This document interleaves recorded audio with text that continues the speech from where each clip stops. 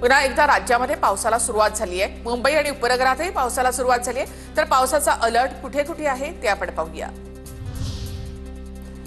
तर दिल्लीमध्ये जोरदार पावसाची हजेरी, तर राज्यामध्ये मुसळधार ते अतिमुसळधार पावसाचा अंदाज। रत्नागिरीला रेड, तर सातारा, रायगड, कोल्हापूर, सांगली आणि सिंधुदुर्गला ऑरेंज अलर्ट।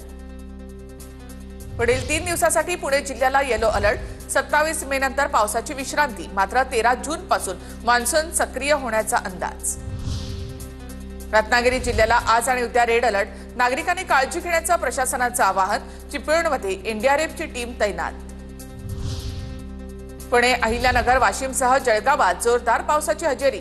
जळगावमध्ये पावसानं 10 घरांची पडझड, तर 4000 हेक्टरवरील पिकांचं नुकसान। मुसळधार पावसाने राजापूर जवळच्या धोपेश्वर मंदिराजवळील धबधबा पूर्ण क्षमतेनं प्रवाहित। मुसळधार पावसानंतर धबधब्यानं रौद्ररूप धारण केले। मुंबईमध्ये मान्सून पुन्हा सक्रिय। मुंबईत सकाळपासून ढगाळ वातावरण, तर काही भागामध्ये रिमझिम पाऊस। मुंबईला आज येलो अलर्ट, तर रत्नागिरीला रेड अलर्ट। कोल्हापूर शहरासह जिल्ह्यामध्ये काल सायंकाळी जोरदार पाऊस झाला। शहर आणि परिसरामधील सर्व कचरा पंचगंगा नदीमध्ये वाहून आला। राजाराम बंधाऱ्यामध्ये अडकला कचरा।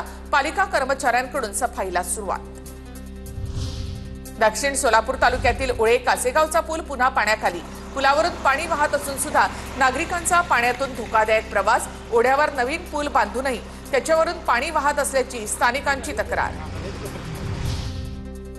वाशिम जिल्ह्यामधील मंगरुळपीर कृषी उत्पन्न बाजार समितीत अनागोंदी कारभार। व्यापाऱ्यांच्या माल ओट्यावर आणि शेतकऱ्यांचा माल उघड्यावर।